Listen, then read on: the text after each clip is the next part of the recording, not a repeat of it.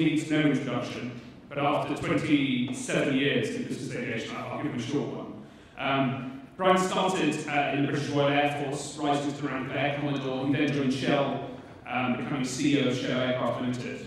He retired for the first time in 2005, only to come out of retirement to be President, CEO, and Chairman of the European Business Aviation Association, and he was also Chairman of EBAA, the International Business Aviation Council. You don't need any more than that, Brian, so over to you. Okay, thank you very much, Alistair, and good morning, everybody. Let me say what a pleasure it is to be here for the first time at this conference. I've got to say, Alistair is a pretty difficult chap. He set me one hell of a challenge. I've got to do 20 years history and 10 years of crystal ball in 20 minutes. But actually, I like a challenge, so I've decided I'm going to do 90 years in 17 minutes. So, as Alistair said, I had the privilege of running Shell's global flight operations for quite a few years. So I thought I'd start with some real history. Here is the wife of George Wilson, Shell-Mex's assistant general manager at the time, pouring a symbolic gallon of petrol from a very smart gold-plated can into an equally smart gold-painted Suez moth named Aron, obviously for aromatics. And when it was formally accepted at the Havilland Stag Lane works by Shell, I want to quote what Mr. Wilson said: "It was the first aeroplane in this country destined for business purposes." And Shell's had corporate aircraft without a break ever since, including even in 1960, 2 ex-EBAA airspeed ambassadors. And they had 10-seat VIP interiors in a pressurized cabin, and they had 2 double bedrooms, so each a heart-out Boeing and Airbus. Shell was there first.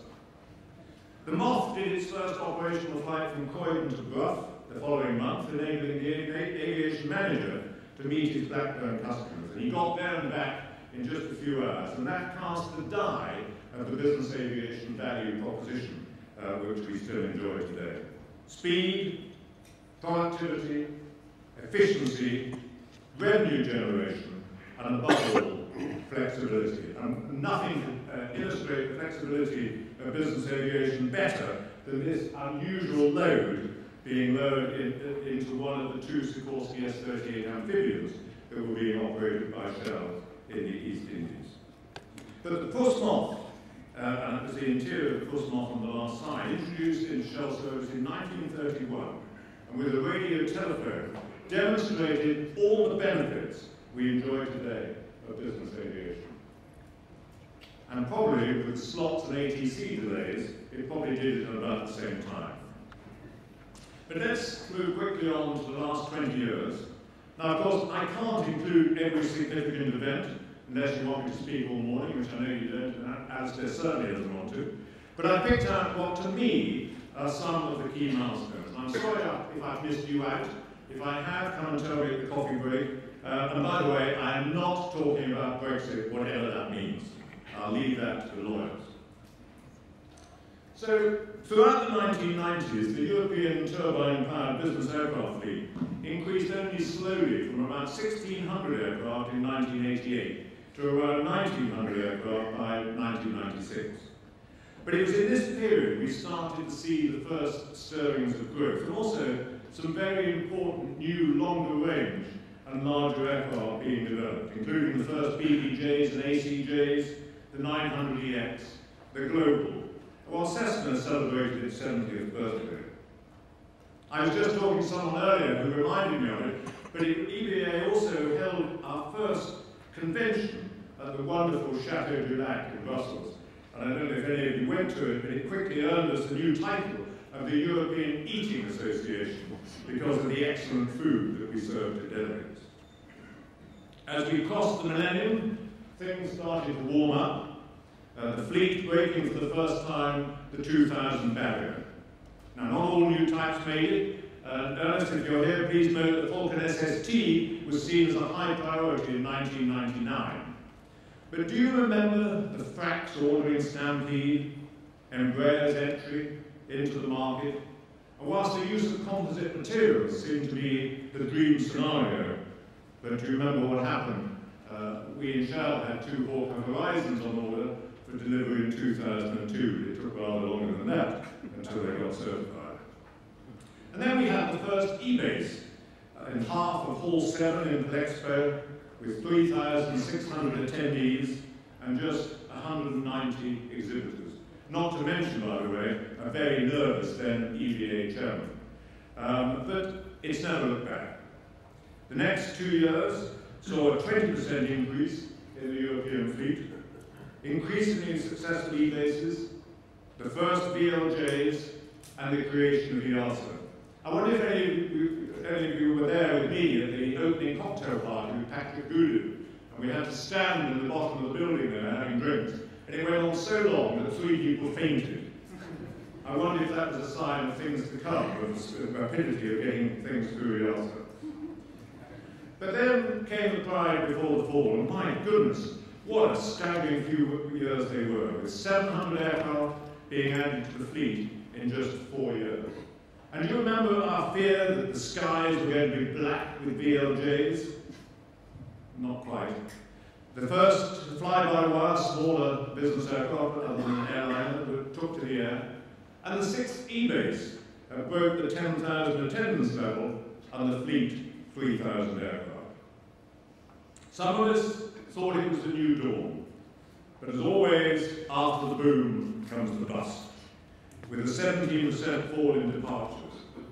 But we reminded ourselves how good it had been with the EBAA PricewaterhouseCoopers study, showing that we really were a significant part of the European economy, generating almost 20 billion euros in annual gross value added, 0.2% of GDP of the EU, Norway and Switzerland, and 164,000 jobs. And of course, the most recent survey by Booz Allen Hamilton shows that this is even more so. We saw the launch of Sesame, or Sesame as it was called when it first came in, which has kept us busy ever since. And you remember the pointless, I'm afraid, slot consultation process, where we all worked so hard to get grandfather rights for business aviation, only to have the regulation apparently never to see the light of day, buried because of Gibraltar, although we continued to put some fruitless effort into it. By now, reality had replaced the dream. But you know, things weren't really that bad. The 11th EBAA saw the biggest show in its history. The fleet broke through the 4,000 aircraft barrier, and the number of departures was back up to 630,000. And we continued to enjoy innovation on all fronts, while we fought inappropriate regulations, such as the application of EU ETS to our sector. But is this the new order of stability at around 4,000 aircraft and 600,000 departures? Well, others better qualified than me are going to talk to this meeting later today about it. But I can say we've got still some really exciting new products, and thanks to the manufacturers for delivering those, coming into service. And we are very optimistic about the future. But you know, even if it is the norm, bearing in mind where I started 90 years ago, and I hope it hasn't seemed like 90 years, that's not really so bad, is it? After all, how many industries outside electronics and the social media would not like to have a record like this? I think it's something we can be very proud of, and I think as we look forward to the future, we will see that continuing to grow. Meanwhile, we in EBAA continue to work hard to make life easier for everyone in our sector, although plenty of challenges remain. A key facet of our business model is connectivity and access to where our customers want to go, when they want to go. Last year, we connected 100,000 city pairs, 96% of which have no daily scheduled connection. But if we're going to continue to provide this service, we need access. We need access to the mixed mode airports, and even occasionally to the hubs, and safe, all-weather access to secondary airports. To retain our access at airports like Luton, where we're more than 20% of the traffic, we need grandfather rights. And whilst we've made a good case, and will continue to do so, this is still a battle to be fought. But new technologies will really help our access to secondary airports. 30% of our aircraft already can fly LPV approaches, that's a localized performance with vertical guidance, down to Cat 1 at any airport in Europe, if only the authorities would get on and stop blocking it. And so we've made this our #1 priority lobbying action. We've expressed it clearly to the Commissioner Bulc that we want that in the aviation strategy as the #1 goal for business aviation. I met with the Director General of the Directorate responsible for satellite technology and SMEs last week, and I was pleased that we're all agreed that we have it here, we've invested in EGNOS, now for goodness sake, let's start using it. And he's going to push at all levels, in Member States, DG Move, and EASA. Some of you will know we signed an MOU with the GSA, the GNS Support Agency, last year to push EGNOS and the use of satellite-based navigation. It's always in our MEP's quarterly brief. And perhaps most excitingly, we've got a session at the European Parliament next week, and it's entitled Tackling the Capacity Crunch, Satellite-Based Technologies to the Rescue.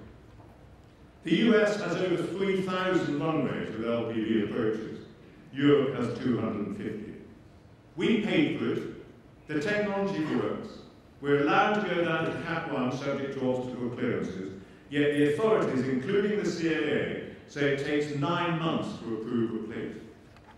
We could also have approval required, curved approaches, good for the environment, steep approaches at hubs to minimise the separation between us and larger aircraft. We just have to unblock the bureaucracy. So please help us and lobby wherever you can. But as I said, with 2/3 of our flights going to secondary airports, we also need them to stay open. And this is where, for once, we're lobbying for state aid to keep those airports going. There's no shortage of airports in Europe. There's just a shortage of those that can be operated to in all weathers. Now, one of our current anomalies, of which you're all only too well aware, is the 60% rule for commercial air transport operations. It has to be ridiculous that a passenger can use his own aircraft and get into an airfield and then charter one the next day and be unable to do it. I don't think anyone in their right senses would use the 100% allowed by NCC, but the 60% was introduced in 1968 when 707s and DC-8s kept running off the end of the runway. Well, I can tell you we've done some very good work, and I don't like blowing my own trumpet, but we will on this one. We've drafted very good rules within the EASA rulemaking task for small business jets up to 45 tons to use up to 80% of the runway in commercial operations subject to risk assessment. So that brings us in line with Part 91K and Part 135. It's now on NPA. Please remember the number, 2016-11, but it needs your support. We've got very good evidence that 90% of business aviation jet landing accidents occur on runways more than 1,500 meters. So runway length is not a critical issue.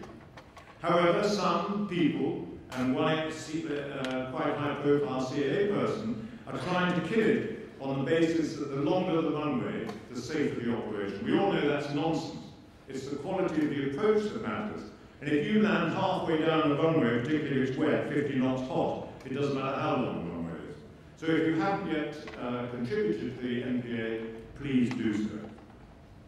Indeed, we're fighting for appropriate and proportionate regulation across the board. Another area where we've done a lot of work is on flight and duty time limitations. We all know that the airline flight and duty time limitations don't work for us. We did a scientific study, and some of your pilots would have participated in that, which showed that in effect, in business aviation, tiredness, not fatigue, is the issue. Typically, our pilots fly 400 hours a year, they work 11 days a month, but they have long days. So we've convinced the EASA to draft a new rule for our sector for pilots flying up to 600 hours, which will allow a longer standard day. Will it reduce the time off when you've had a split duty, but still give minimum rest? And effectively, keep everybody happy. That's about to go on NPAs shortly, so again, please do contribute if you haven't already done so. Now, another area we need your support is on the environment. Overall, we're actually doing very well. We've got a very young fleet. The average age is under 10 years in Europe. We're 7% of the traffic and only 1% of emissions, which is pretty darn good. But when you then talk about emissions per passenger, with a typical passenger load of 2.5 and 40% empty legs, we're not quite so good. And we're also, I think, behind in demonstrating our commitment to the use of biofuels. Now, we've got some exciting new business models coming, and some of them are on the agenda this afternoon. Wheels Up, Surf Air, and of course, commercial single-engine turboprop operations in IFR, which will all enable us to get closer to the point of business, flying less unnecessary legs, and certainly a lot less time on the road. But as I've said, for these to work, we need satellite-based technology, which is why we're making such a focus. And also, can we get those empty legs fixed? Well, I think, again, that's on the agenda this afternoon, and I'm very much looking forward to the debate. And finally, if we're to be heard and seen as a key part of the European aviation infrastructure, we have to have the right perception of our business. Now, some of you may know we did a perception study last year, and we were really pleasantly surprised by the results. 65% of policymakers have a good or excellent perception of business aviation. And even better, that perception has improved over the last 5 years. And the more they knew about us, the more they liked us, which is more than can be said for some industries. 90% of the policymakers and users see us as a necessary and useful business tool. And 70% think we have an excellent safety record. But 40% think we have a poor environmental performance, and more than 50% are convinced that we really do deliver connectivity. And many think we're elitist. So we're launching a 5-year face-to-face communications campaign. We're going to target potential users, we're going to target regulators and officials, and we're going to target the next generation and other stakeholders. Our goal is at the end of this 5-year program, we will be seen as a respected and valuable business travel option. The theme is freedom to choose. If people want to go low-cost carrier, let them go.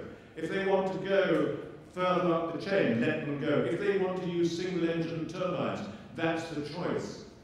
Freedom to choose the travel option that best suits your needs without feeling guilty about it. But we're going to need all your help. Every one of us has to preach this message. We are producing a toolkit which will be slides and videos explaining the value that we represent, how we boost competitiveness and productivity. We're safe and secure, that we're environmentally responsible, and above all, that we really do provide connectivity, and that 96% of cities served by business aviation have no daily scheduled connections is a key example of why we do. So, in essence, the program is why business aviation matters. And I'm sorry I can't be here for the session tomorrow afternoon, when I think the subject's all on the agenda. But in essence, we're doing the homework. We need your help. I hope you'll join us. Thank you very much.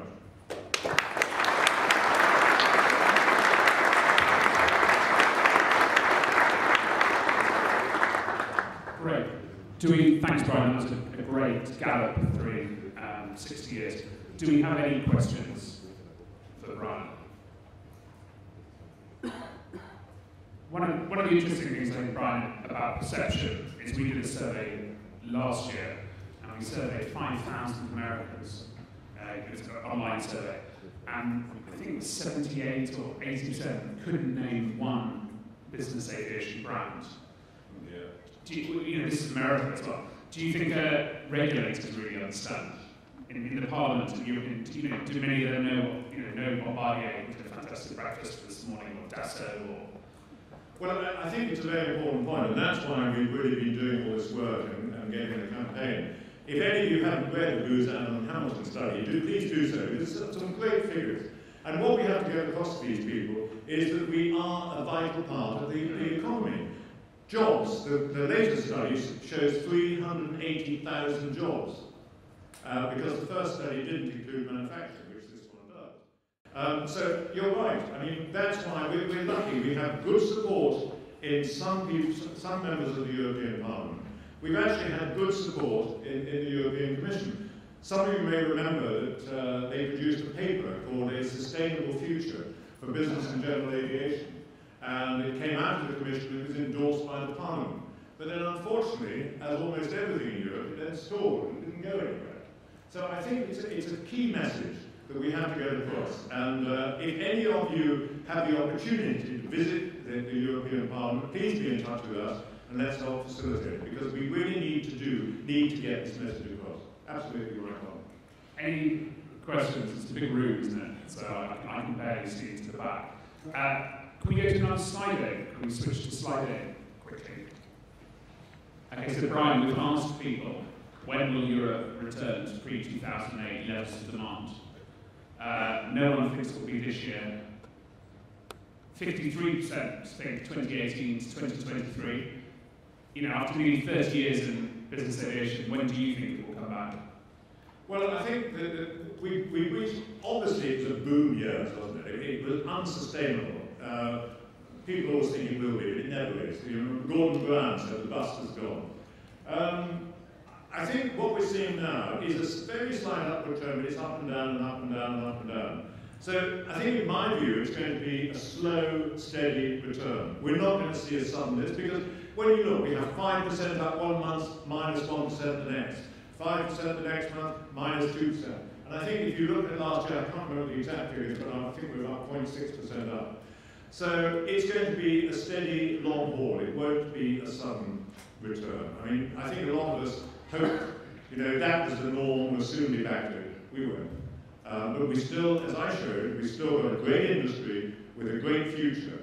And when you look at Europe and how long and thin the routes are to the outer regions, connectivity is a key theme of the European Union and the European Commission. And those long, thin routes are where we can really fill a need. But I do think we've got to find ways, and we're going to hear during the conference, of filling some of these seats a bit better. Great. Any last questions? If not, thank you so much, Brian. Thank you. My pleasure.